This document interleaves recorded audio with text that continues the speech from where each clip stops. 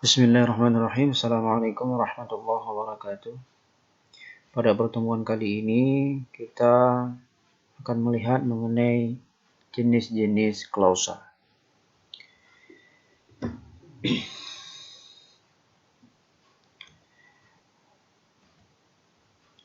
Nah, klausa ini bisa dikelompokkan kalau dilihat berdasarkan beberapa hal. Yang pertama,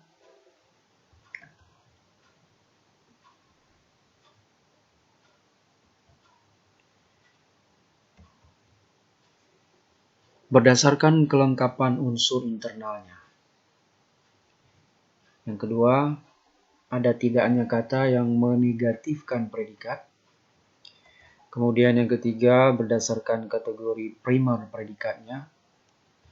Dan yang keempat, berdasarkan kemungkinan kemandiriannya menjadi sebuah kalimat. Ya. Ini dasar klasifikasinya, bukan jenis klausanya ya, tapi dasar klasifikasinya. Nah, baru kita lihat satu persatu.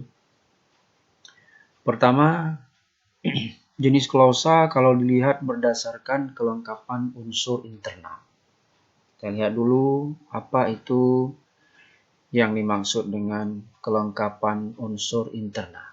Nah, ini dia ya. Kelengkapan unsur internal itu adalah klausa bisa dikelompokkan jika dilihat berdasarkan kelengkapan fungsi kalimat. Ya, fungsi yang dimaksud di sini adalah subjek, predikat. Nah, itu yang paling pokok. Ya, termasuk objek, ya, pelengkap, keterangan. Nah, itu yang dimaksud dengan kelengkapan fungsi kalimat.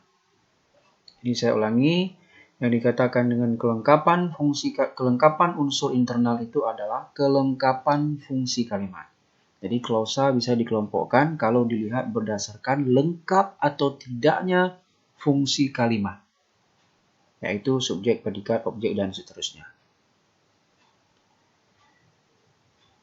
Nah, kita lihat pembagiannya sekarang. Jadi kalau berdasarkan kelengkapan unsur kalimat, klausa ini dia bisa dikelompokkan menjadi beberapa macam. Ya.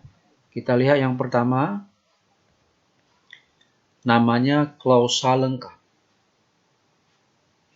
Klausa lengkap. Apa yang dikatakan dengan klausa lengkap? Klausa lengkap itu klausa yang memiliki subjek dan predikat. Itu namanya klausa lengkap. Ya, jadi struktur internalnya itu lengkap, fungsinya lengkap. Ada subjek, ada predikat. Ya. Di semester yang lalu, di mata kuliah sintaksis juga, saya pernah menyinggung bahwa subjek dan predikat ini merupakan unsur yang wajib hadir di dalam sebuah kalimat. Nah, itu. Jadi, inilah kaitannya dengan struktur internal lengkap. Jadi, kaitan antara pernyataan saya sebelumnya itu bahwa subjek dan predikat adalah wajib hadir di dalam sebuah kalimat, inilah dia. Ya. Jadi, subjek dan predikat itu lengkap di dalam sebuah kalimat. Nah, itu yang dimaksud dengan klausa lengkap. Nah, klausa lengkap ini dia bisa dibagi menjadi dua. Kita lihat yang pertama, klausa lengkap susun biasa. Klausa lengkap susun biasa ini artinya apa? Bahwa klausa itu susunannya subjek dulu, kemudian predikat. Itu yang dimaksud dengan klausa lengkap susun biasa. Dan yang kedua, lengkap susun balik. Ya, klausa lengkap susun balik. Artinya apa? Predikat dulu, baru kemudian subjek. Nah, pertanyaannya di antara dua jenis klausa ini, mana yang paling sering muncul dalam sebuah kalimat? Atau mana yang paling sering dipakai? Umumnya yang paling sering dipakai di antara dua klausa ini adalah klausa lengkap susun biasa. Ini yang paling sering digunakan dalam tuturan. Ya, jadi klausa lengkap susun biasa ini dia paling sering dipakai dalam sebuah kalimat jika dibandingkan dengan klausa lengkap susun balik.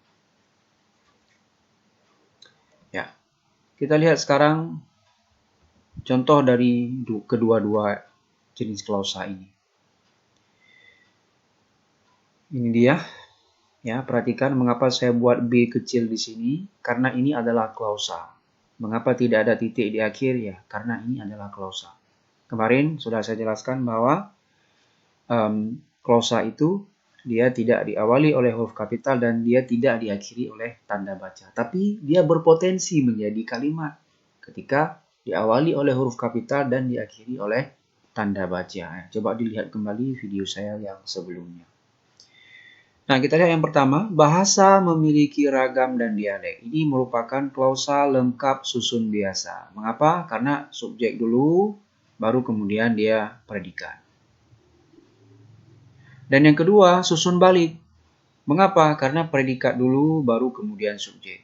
Jadi kunci dari klausa lengkap dan kunci dari klausa lengkap susun biasa dan klausa lengkap susun balik adalah posisi subjek dan predikatnya ini.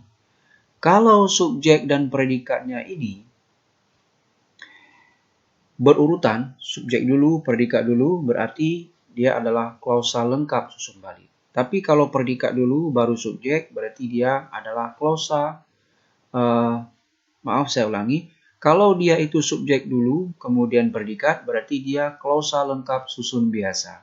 Tapi kalau dia itu predikat dulu, baru subjek, berarti dia klausa lengkap susun balik. Pertanyaannya bagaimana dengan objek, bagaimana dengan keterangan? Nah, ini tidak ada pengaruh dia. Jadi yang mendasari klasifikasi klausa lengkap ini menjadi lengkap susun biasa dan lengkap susun balik adalah posisi subjek dan predikat ini. Ya, itu dia.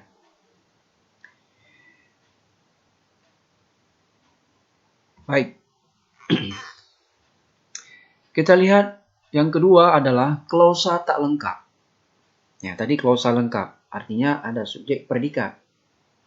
Baik dia posisinya subjek dulu predikat, namanya klausa susun biasa.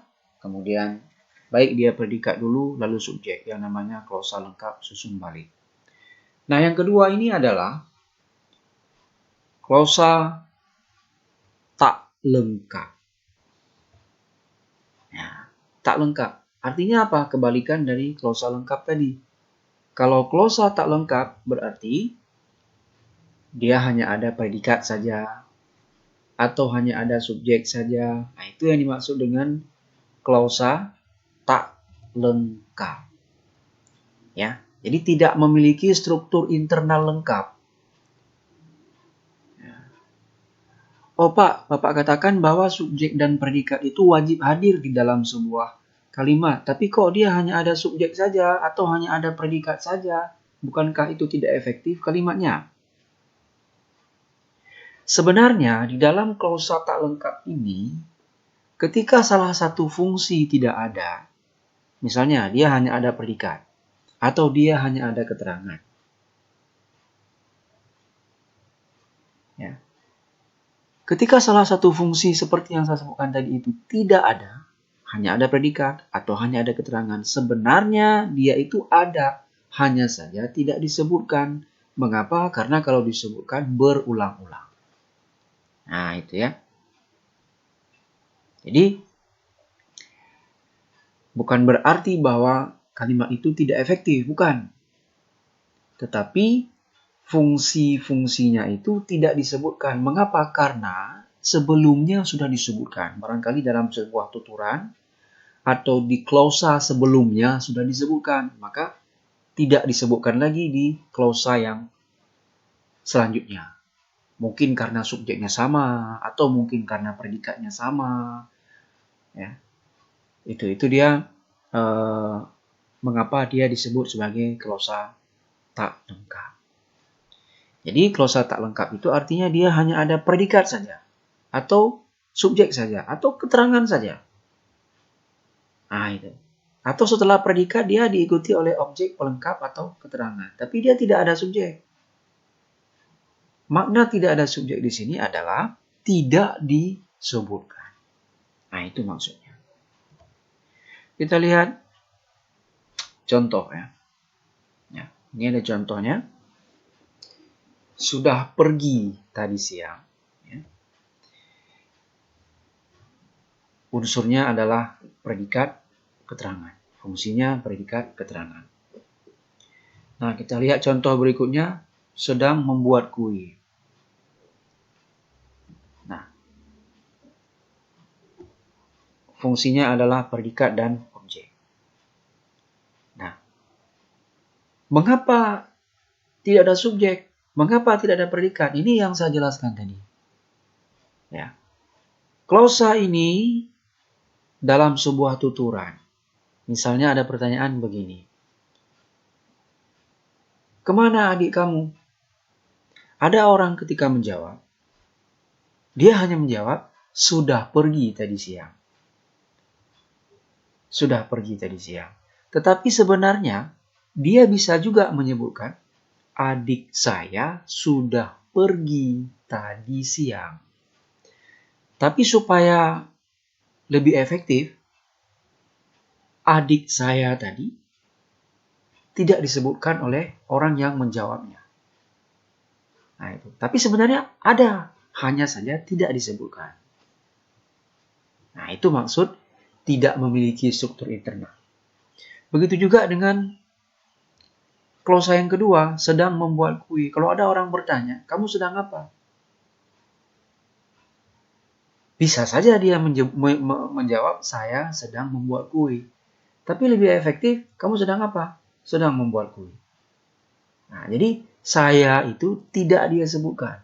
Tapi sebenarnya dia itu ada.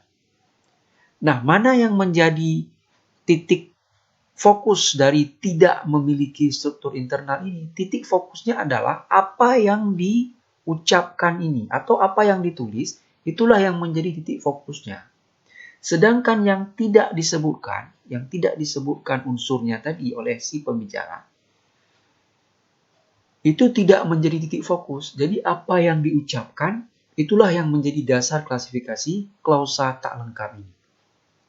Jadi mengapa dia disebut klausa tak lengkap? Karena di situ tidak disebutkan unsur-unsur yang memang unsur-unsur atau fungsi-fungsi yang memang seharusnya disebutkan, tapi tidak disebutkan.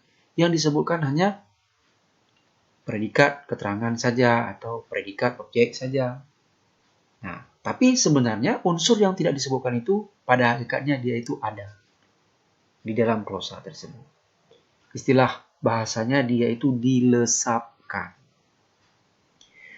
Nah, kasus klausa tak lengkap ini banyak ditemukan di dalam kalimat imperatif.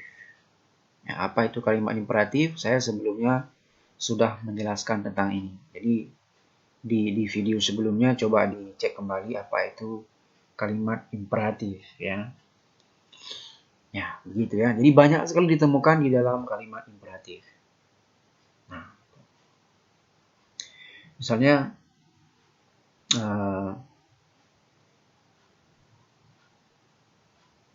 kamu tinggal di mana? Ada orang bertanya begitu. Kamu tinggal di mana? Di sana. Nah, orang yang menjawab di sana tadi itu kan kalau kita analisis dia hanya keterangan. Maka dia disebut sebagai klausa tak lengkap. Mengapa? Karena hanya keterangan. Di sana, kan hanya keterangan. Walaupun sebenarnya ada saya tinggal di sana. Saya subjek, tinggal predikat. Tapi saya tinggal ini tidak disebutkan. Dan ini tidak menjadi titik fokus atau titik kajian dari klausa tak lengkap. Yang menjadi kajian dari klausa tak lengkap itu hanya yang disebutkan saja, yaitu di sana. Oh, dia menyebutkan di sana tadi. Berarti itu klausa tak lengkap. Karena dia hanya menyebut keterangan. Begitu.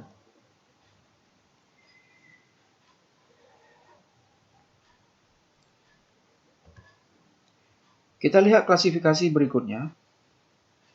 Ya, klasifikasi berikutnya ya, berdasarkan ada atau tidaknya kata yang menegatifkan predikat.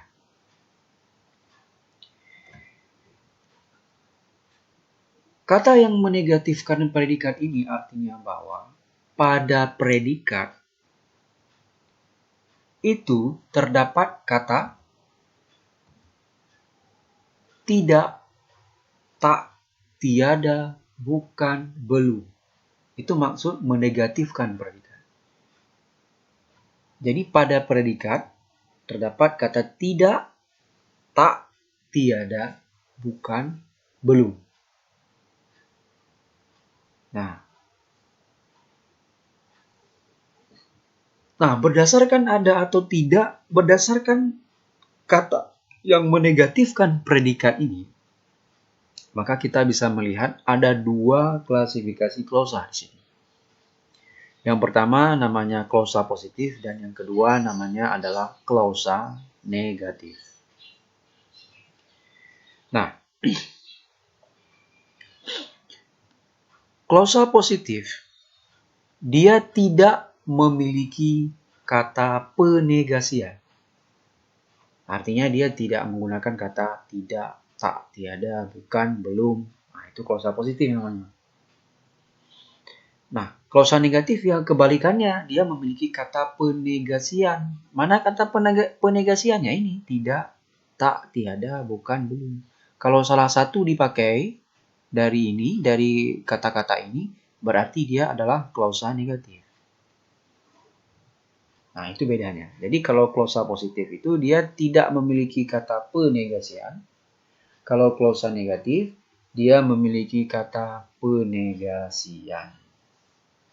Kita lihat contoh. Nah, ini adalah contoh klausa negatif.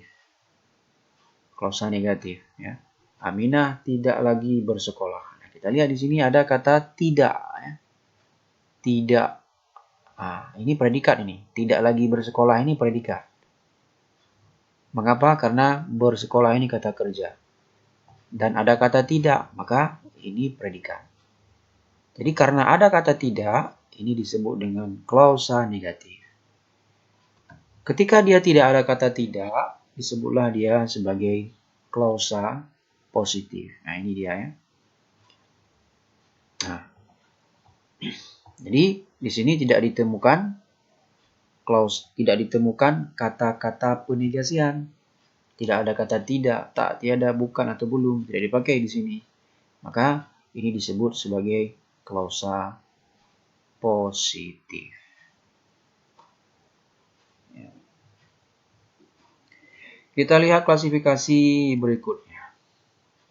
Berdasarkan kategori primer predikat. Apa yang dikatakan dengan berdasarkan kategori primer predikat? Berdasarkan kategori primer predikat ini artinya adalah predikat pada klausa tersebut ditempati oleh kategori tertentu. Kategori itu artinya adalah kelas kata. Jadi, berdasarkan kategori primer predikat, klausa itu secara umum bisa dibagi menjadi dua. Perhatikan ini, yang pertama adalah klausa verbal dan yang kedua adalah klausa non-verbal. Klausa verbal itu adalah pada predikat itu ditempati oleh verbal. Makanya dia disebut sebagai klausa verbal. Ingat, klausa verbal ada L, berakhir dengan L. Ya, berakhir dengan L. Ya, sama dengan frase verbal, bukan frase verbal. Ya, berakhir dengan L. Ya, itu ya. Jadi, klausa verbal itu adalah klausa yang predikatnya terdapat kata atau frase dengan berkategori verba. Jadi pada predikat itu ada kata atau frase yang berkategori verba. Nah, kalau klausa nonverbal itu kebalikannya. Dia bukanlah, pada predikatnya itu bukanlah kata atau frase yang berkategori verba. Apa juga? Ya, selain itu. Ya, selain verba. Bisa dia berupa adjektiva, bisa berupa nomina, bisa berupa verbia, bisa berupa numeralia. Intinya kelas kata atau kategorinya bukanlah verba. Ya, bukanlah verba. Oke, itu. Nah, klausa verbal ini dia bisa dibagi lagi menjadi dua. Ya. Apa dasar klasifikasinya? Dasar klasifikasinya adalah kemungkinan diikuti oleh objek. Jadi berdasarkan kemungkinan dia diikuti oleh objek, klausa verbal dibagi dua. Ada transitif dan ada intransitif. Ya, transitif dan intransitif. Nah, ini sebenarnya konsep klausa verbal transitif ini tidak jauh berbeda dengan verba transitif yang sudah kalian pelajari dulu di morfologi. Nah, makanya ada kaitan ini dengan morfologi sebenarnya. Jadi kalau verba transitif itu kan verba yang membutuhkan kehadiran objek. Nah, ini juga sama sebenarnya. Klausa verbal transitif itu adalah klausa yang predikatnya adalah verba dan verba tersebut membutuhkan kehadiran objek. Nah, itu namanya klausa verbal transitif. Berbeda dengan intransitif.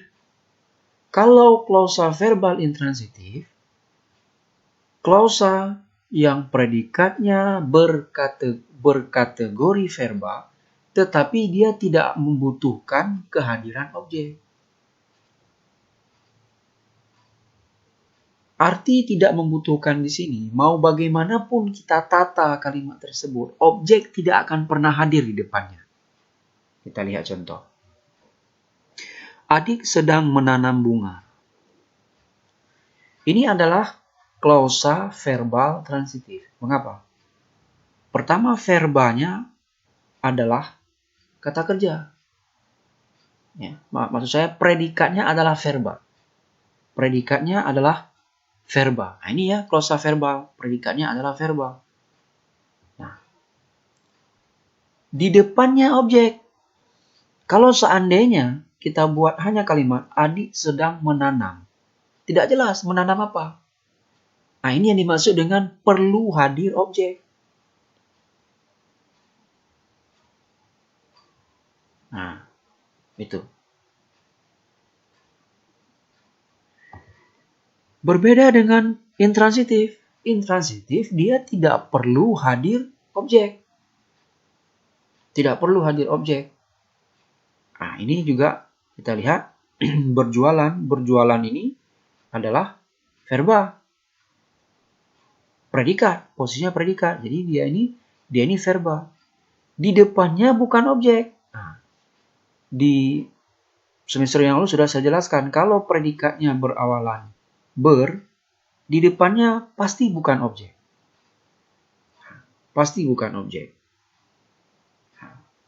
Maka kita lihat di sini, dalam konteks ini, dia ini adalah pelengkap. Tidak bisa objek di sini, karena predikatnya berawalan ber. Alasan yang lain, nomina yang berada setelah predikat ini tidak bisa menjadi subjek ketika dia itu dipasifkan. Tapi kalau ini bisa menjadi subjek kalau dia itu dipasifkan. Nah, ini bunga bisa menjadi subjek ketika dia dipasifkan. Nah, ini juga sudah pernah saya jelaskan di semester yang lalu bagaimana cara menguji objek. Ya. Bagaimana caranya itu sudah pernah saya jelaskan. Nah, itu ya. Ya. Oke. Coba dicari masing-masing satu contoh untuk klausa verbal transitif dan klausa verbal intransitif, masing-masing satu contoh. Coba cari satu contoh yang membedakan antara klausa verbal transitif dan klausa verbal intransitif. Nah, jadi ini yang pertama ya, klausa verbal bisa dikelompokkan menjadi dua, yaitu transitif dan intransitif. Kalau dilihat berdasarkan kemungkinan diikuti oleh objek. Kemudian, berdasarkan hubungan subjek dan predikat. Nah, tadi kan kalau dilihat berdasarkan kemungkinan diikuti oleh objek. Nah, sekarang klausa verbal juga bisa dikelompokkan kalau dilihat berdasarkan hubungan subjek dan predikatnya. Ya, hubungan subjek dan predikatnya. Nah, kalau dilihat berdasarkan hubungan subjek dan predikatnya ini, klausa verbal itu bisa dikelompokkan menjadi 4. Bisa dikelompokkan menjadi 4. Yang pertama adalah klausa verbal aktif. Yang kedua, klausa verbal pasif. Yang ketiga, klausa verbal resiprokal. Dan yang keempat adalah klausa verbal reflektif. Apa yang dikatakan dengan klausa verbal aktif? Klausa verbal aktif di sini tandanya apa? Subjeknya itu bertindak sebagai pelaku. Nah, itu namanya klausa verbal aktif. Subjeknya bertindak sebagai pelaku. Kemudian yang kedua, klausa verbal pasif, subjeknya dikenai sasaran perbuatan oleh kata kerja pada predikat. Nah, ini yang disebut dengan hubungan. Nah, nanti saya jelaskan lebih lanjut. Kemudian, klausa verbal resiprokal. Resiprok ini artinya saling. Nah, maka predikatnya itu verbanya menyatakan kesalingan. Artinya perbuatan itu saling terjadi. Verbanya, ya, predikat. Verba pada predikat itu, pada predikat yang merupakan klausa verbal resiprokal, verbanya menyatakan kesalingan. Bermakna saling lah intinya itu ya. Kemudian yang keempat, klausa verbal reflektif. Klausa verbal reflektif ini umumnya verba berprefik meng diikuti kata diri. Itu tandanya, verba berprefik meng diikuti kata diri. Nah, jadi klausa verbal reflektif ini dia predikatnya adalah verba yang menyatakan perbuatan yang dilakukan untuk dirinya sendiri atau yang mengenai pelaku itu sendiri, yang mengenai subjek. Itu namanya klausa verbal reflektif. Supaya lebih jelas, kita perhatikan contoh. Adik bermain sepeda. Ini adalah klausa verbal aktif. Mengapa? Karena subjek adalah pelaku. Subjek adalah pelaku. Nah, mengapa subjek dia ini disebut sebagai pelaku? Karena dia memiliki hubungan dengan predikat. Predikatnya adalah verba Dan verba ini mendorong subjek untuk menjadi pelaku. Itu yang disebut dengan hubungan. Verba pada predikat bermain ini, dia mendorong subjek untuk menjadi pelaku. Jadi setiap verba yang diawali oleh ber umumnya, subjeknya ini mendorong subjek untuk menjadi pelaku. Inilah yang dikatakan dengan hubungan. Hubungan subjek dan predikat. Kalau predikatnya adalah predikat aktif, berarti subjeknya pelaku. Itu namanya hubungan. Kalau predikatnya adalah predikat yang mengandung verba aktif, berarti subjeknya pelaku. Mana verba aktif? Memukul. Memukul. Memukul ini verba aktif, berarti subjeknya pelaku. Menulis. Menulis verba aktif, berarti subjeknya pelaku. Itu yang dikatakan hubungan. Nah, yang kedua adalah kalimat yang kedua ini, berita itu disampaikan oleh Pak Lurah. Ini adalah klausa verbal pasif. Berita itu di sini dia menjadi sasaran. Sasaran. Sasaran apa? Sasaran dari predikat ini disampaikan. Kalau yang namanya disampaikan itu kan ada sesuatu yang disampaikan dalam bentuk nomina. Benda, bukan manusia. Berbeda dengan yang bermain tadi. Kalau bermain itu, nominanya itu adalah nomina hidup. Salah satunya manusia.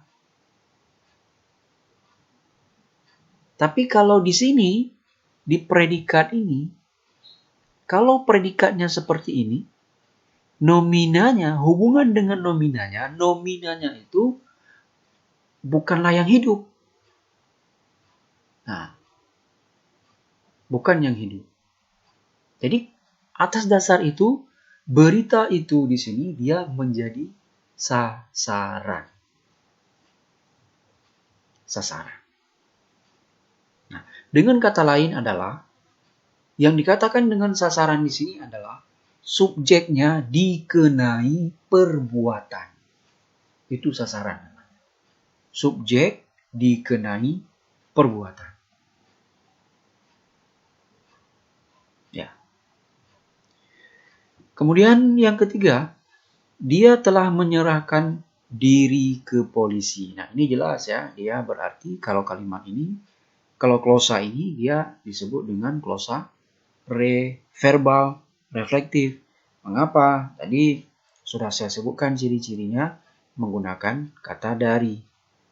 Karena kan itu perbuatan untuk dirinya sendiri. Jadi dia sendiri itu menyerahkan diri. Namun perlu saya tekankan di sini, ada juga verba-verba yang tidak memiliki kata diri, tetapi sebenarnya dia itu juga reflektif. Nanti coba buka lagi buku morfologi ya. Saya sebut satu contoh yaitu bercermin. Bercermin itu kan dia melakukan untuk dirinya sendiri. Maka verba bercermin itu reflektif juga. Sehingga kalau ada kalimat dia bercermin. Nah, dia di sini memiliki hubungan dengan predikat bercermin.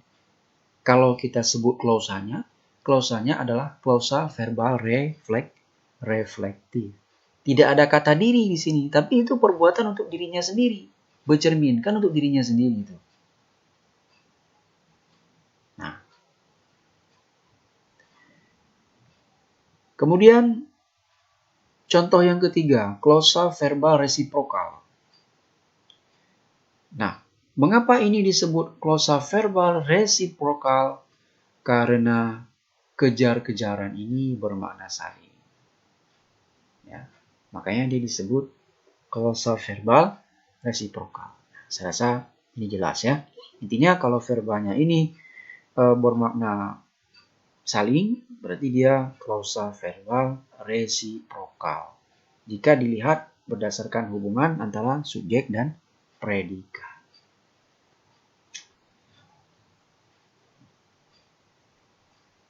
Oke.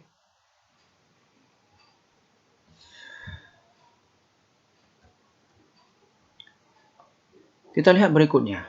Tadi klausa verbal, sekarang klausa non-verbal.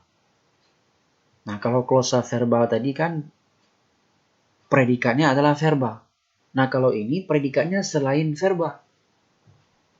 Nah, itu ya. Ini dia. Jadi dia predikatnya itu selain verbal. Bisa nomina, adjektiva, preposisi, numeralia, atau adverbia. Kita lihat contohnya ya. Nah, ini contoh. Yang kita bela kebenaran. Kebenaran ini predikat. Tapi dia bukanlah verbal, melainkan nomina. Apa tandanya? Ada ke-an. Kalau kita balik lagi ke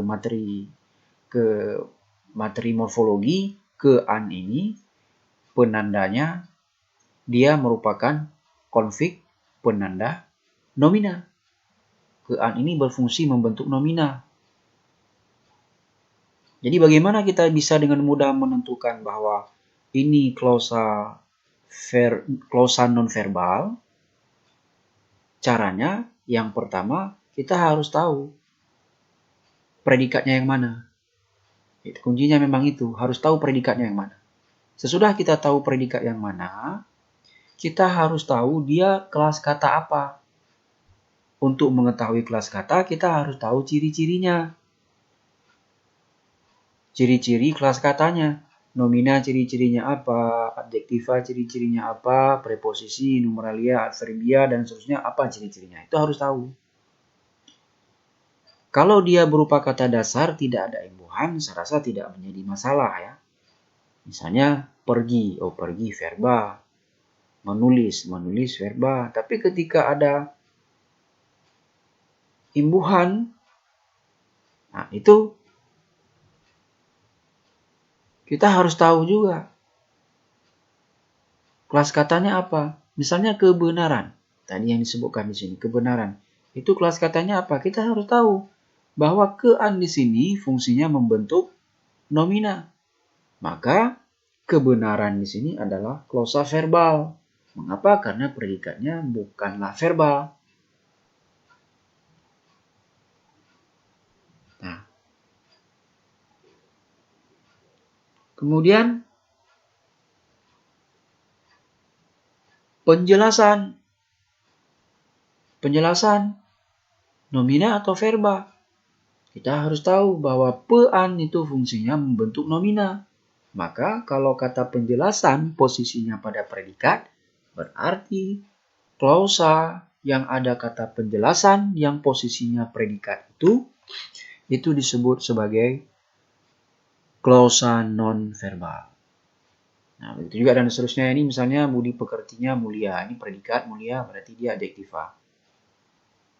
Kemudian aku, bagai nelayan yang kehilangan arah. Ini predikatnya di sini adalah bagai. Maka bagai nelayan yang kehilangan arah, ini berarti dia preposisi. Ya, tapi secara umum ini disebut sebagai klausa non-verbal. Artinya bahwa yang menempati posisi predikat itu bukan verba. Oke, kita lihat dasar klasifikasi selanjutnya. Dasar klasifikasi selanjutnya adalah berdasarkan kemungkinan kemandirian menjadi kalimat. Ya, kemungkinan kemandirian menjadi kalimat.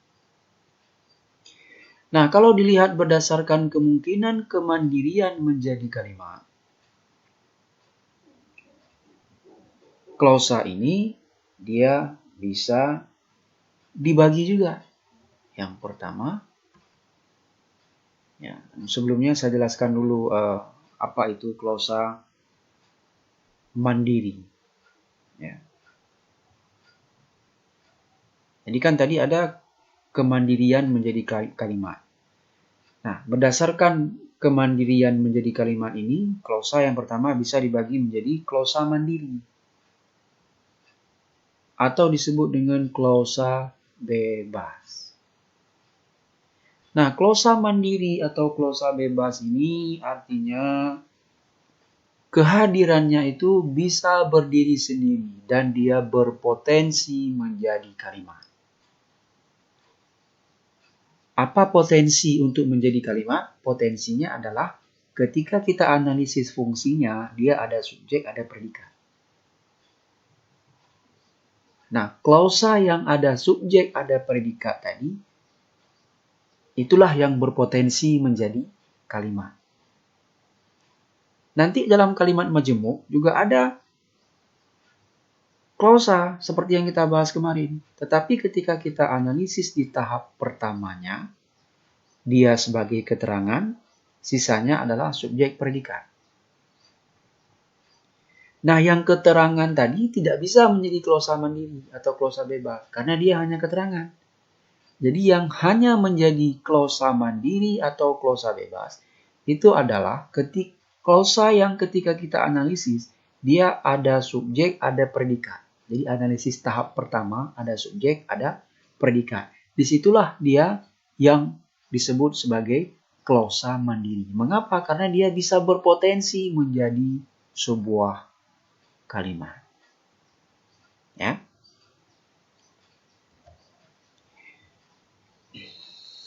Kita perhatikan contohnya ya. Nah ini. Merokok dapat menyebabkan kanker.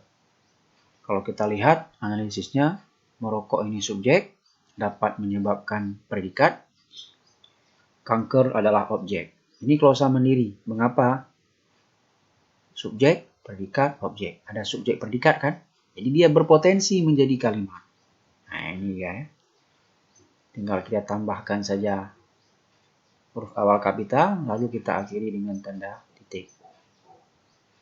Nah, jadi dia punya potensi untuk menjadi kalimat. Nah.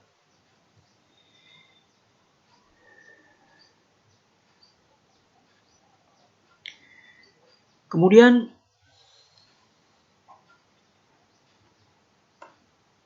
ada yang namanya klausa, lawan dari klausa mandiri ini adalah klausa terikat.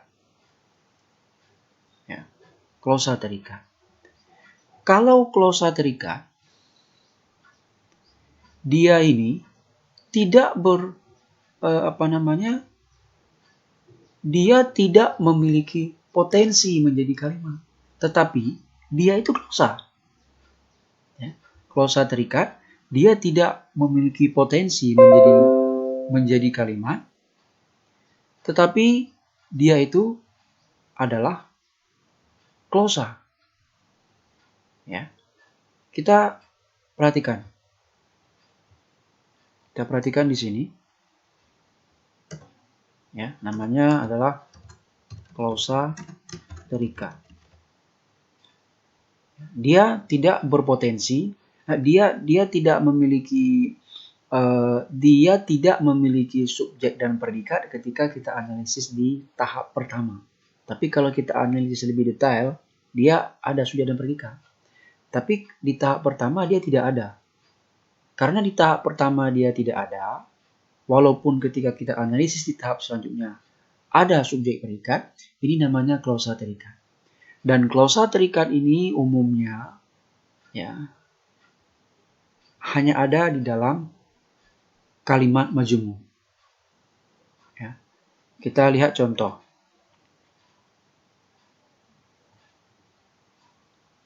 Ya. Perkuliahan kami diliburkan karena ancaman COVID-19. Ya. Nah, perhatikan di sini Di sini kalau kita lihat, ini kan keterangan ini. Ya. Keterangan. Kalau kita lihat unsurnya, ini subjek, ya.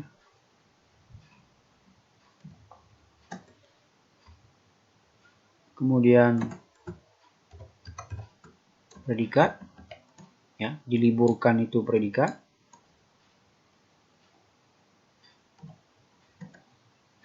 Lalu ini keterangan. Karena ancaman COVID-19. Nah, perkuliahan kami diliburkan. Ini adalah klausa mandiri. Mengapa? Karena dia ada subjek dan predikat. Tetapi ini klausa terikat. Mengapa? Ketika kita analisis di tahap pertama, dia ini keterangan. Tapi dia bisa kita analisis lagi. Ya, bisa kita analisis lagi. Di sini ada subjek dan ada predikat. Maka ancaman COVID-19 ini dia termasuk klausa terikat. Dan dia tidak berpotensi menjadi sebuah kalimat. Jadi, arti tidak berpotensi menjadi sebuah kalimat begini dia. Tidak boleh misalnya titik, karena. Nah, itu titik lagi. Nah, tidak boleh begini. Ini tidak boleh. Karena dia ini hanya keterangan. Walaupun ketika kita analisis lagi ke bawahnya, dia itu ada subjek dan ada predikat. Jadi fokusnya di sini, titik tolaknya adalah analisis yang pertama. Analisis yang pertama, bukan analisis detail, tapi analisis yang pertamanya. Ketika pertama kita analisis, itu keterangan. Dan di keterangan itu ada subjek dan predikat. Oh, berarti itu adalah klausa klausa terikat, ya, bukan klausa mandiri. Nah, jadi begitu.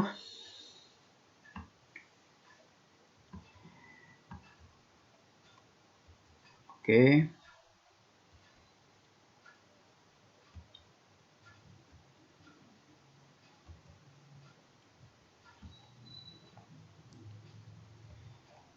Kita lihat berikutnya.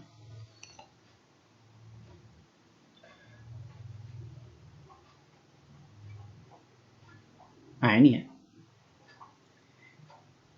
Klausa terikat tadi disebut juga dengan klausa tergabung.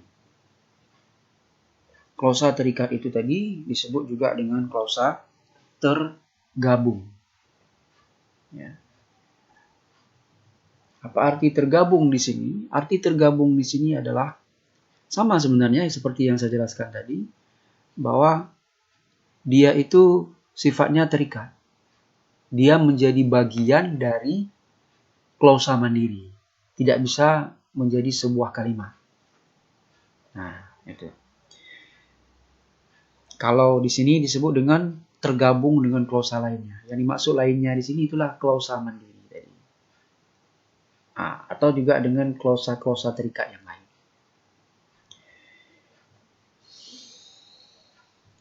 Nah, klausa tergabung atau klausa terikat ini dia bisa dibagi menjadi dua. Yang pertama adalah klausa koordinatif. Klausa koordinatif ini dia menggunakan konjungsi koordinatif. Konjungsi koordinatif. Apa konjungsinya? Di antaranya adalah konjungsi dan, tetapi, sedangkan, melainkan, lalu, kemudian. Ini adalah klausa-klausa konjungsi-konjungsi koordinatif. Kalau ada konjungsi-konjungsi yang saya sebutkan tadi di dalam sebuah klausa, berarti itu adalah klausa koordinatif. Nah, Kemudian yang kedua adalah klausa subordinatif. Ya. Kalau klausa subordinatif, dia menggunakan konjungsi subordinatif. Ini tidak jauh berbeda dengan penjelasan saya di semester yang lalu tentang frase. Ya. Ada frase endosentris, ya kan? Frase endosentris itu. Frase endosentris atributif, frase endosentris koordinatif. Nah, itu dia. Ada hubungan dengan itu, nanti coba dibaca lagi. Jadi, kalau klausa itu, di dalam klausa subordinatif ini, kita bisa menandainya kalau klausa itu menggunakan konjungsi. Seperti ketika, kalau, meskipun, karena, kemudian sehingga, walaupun, dan banyak lagi.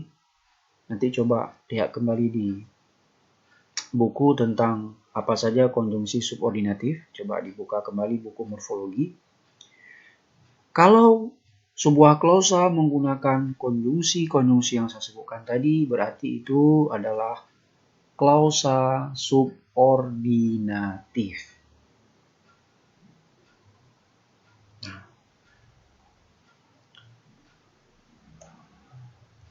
Kemudian, klausa subordinatif ini dia disebut klausa bawahan atau subordinate clause. Mengapa? Karena ya dia memiliki konjungsi subordinatif. Alasan lainnya apa? Karena dia tidak bisa berdiri sendiri menjadi sebuah kalimat.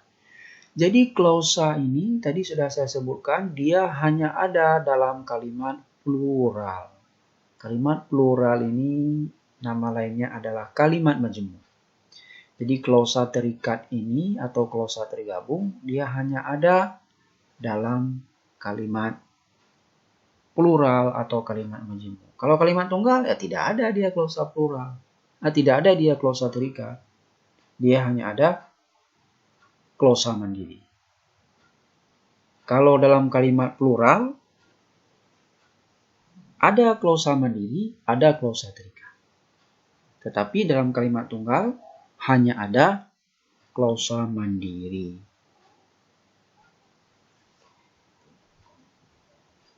Nah, ini contohnya ya. Merokok dapat menyebabkan kanker, serangan jantung, dan gangguan kehamilan dan janin. Nah, ini adalah kalimat plural. Kalimat plural. Tetapi kalimat plural ini ada klausanya di sini. Ada klausanya. Kalau kita turunkan klausanya, merokok dapat menyebabkan kanker. Itu satu klausanya. Merokok dapat menyebabkan serangan jantung, klausa kedua. Merokok dapat menyebabkan gangguan kehamilan, klausa ketiga. Merokok dapat menyebabkan gangguan kehamilan dan janin. Maaf, saya ralat. Pertama, klausa pertama, merokok dapat menyebabkan kanker. Ini ada salah pengetikan, mohon maaf. Ini. Oke.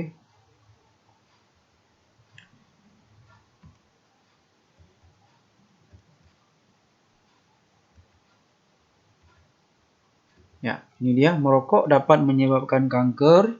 Jadi kalau kalimat ini bisa kita bagi menjadi beberapa klausa.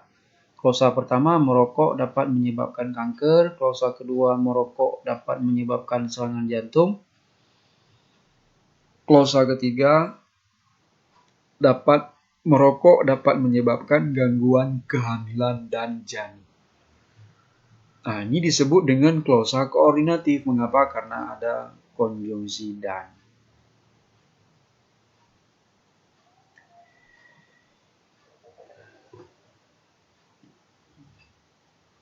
Kita lihat lagi contoh berikutnya.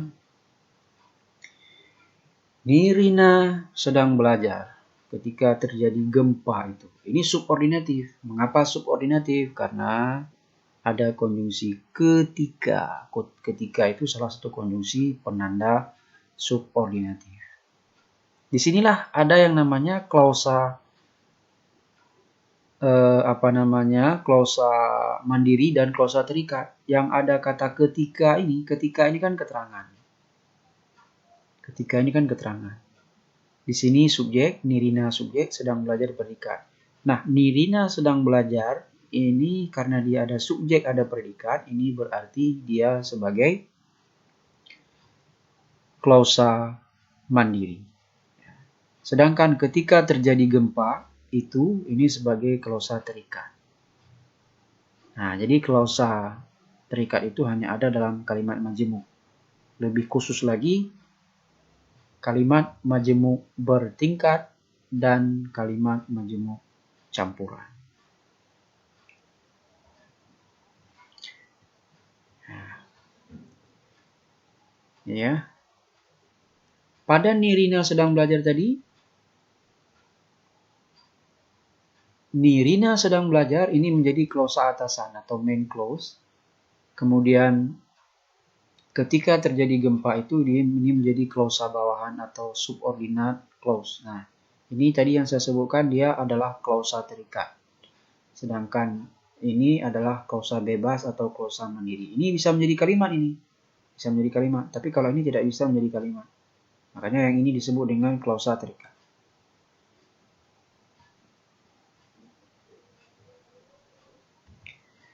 Oke, itu saja penjelasan saya untuk jenis-jenis klausa. Sekian, terima kasih. Wassalamualaikum warahmatullahi wabarakatuh.